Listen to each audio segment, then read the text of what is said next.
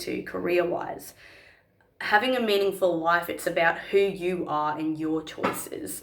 And it's about what you assign value to, essentially, and the choices that you make.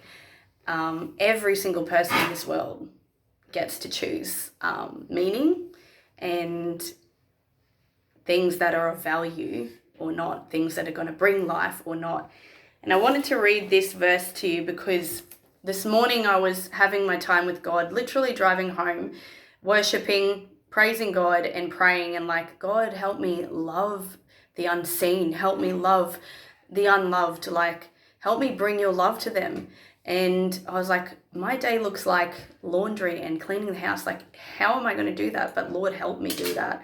And literally, as I was turning in to go to near my street, I saw a boy sitting in a park, and I heard like, not an audible voice, but it's like a knowing, like I saw him and it was like, God, go talk to that boy. And I was like, oh, whoa, like, it wasn't like, yeah, let's do it. Like, yeah. Like, I was like, oh, hang on, like, you're actually doing it now. Like, this is real.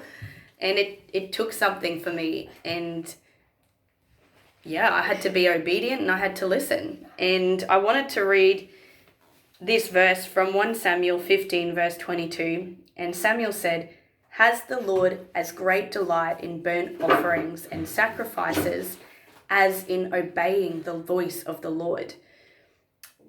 Behold, to obey is better than sacrifice, and to listen than the fat of rams. And that verse places such high value on obedience. And that's where the important part comes in. Like, when we hear from God or we're prompted, like, we feel in ourselves like, well, I think I should go check on that person. Like, I think I should go see if they need prayer. Like, I think I should share my testimony. Like, we need to listen and we need to act on it. Like, not just let that moment pass. And anyway, I was able to pray with this boy. I was able to pray with him. I was able to share my testimony with him, and it was needed. Like, and it was powerful. And it wasn't because of me and what I said. It was because God was there and God met him where he was at and got to let him know he was loved and he was seen, because a stranger who doesn't know him saw him in a park and listened to the voice of God saying, go talk to him, go tell him how he is loved. And that, you know, for me, like, that's everything. We all can do that. Nothing is stopping anyone from doing that. Nothing is stopping you from seeing that person in Woolies. Ari, that's not... Okay.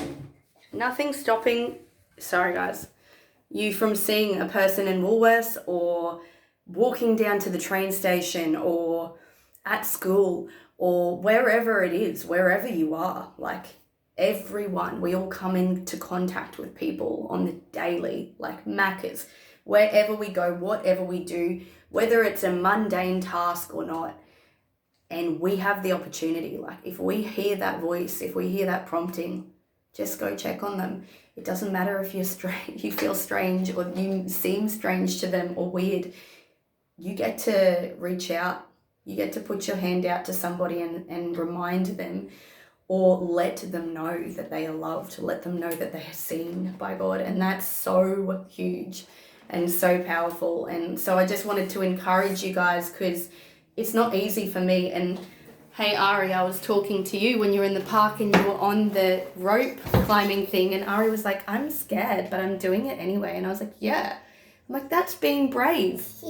Hey, being brave means that you do feel scared, but you do it anyway. And yeah, I felt nervous when I was walking up to this guy, and in other opportunities and times where God said, hey, go pray for that person, or offer to pray for that person, or talk to that person, like, my first initial feeling isn't like, yeah, woo, like, it is, but it's also like, oh, like, oh, okay, like, I got to do that, do I? Like, but always after, like, I get to witness, I get to be a part of God showing up in someone's life. And even if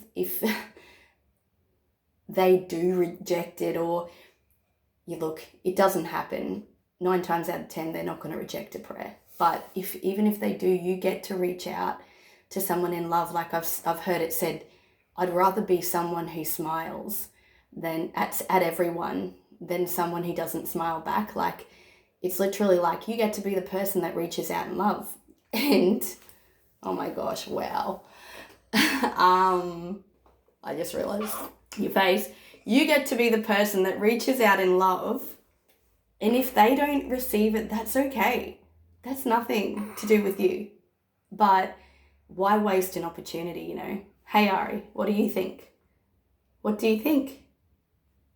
Yeah. Okay. Anyway, that's that. Hope it encourages someone. I've had someone literally days prior reach out to me in love, and I needed it, and it was encouraging. And yeah, I'll leave it at that.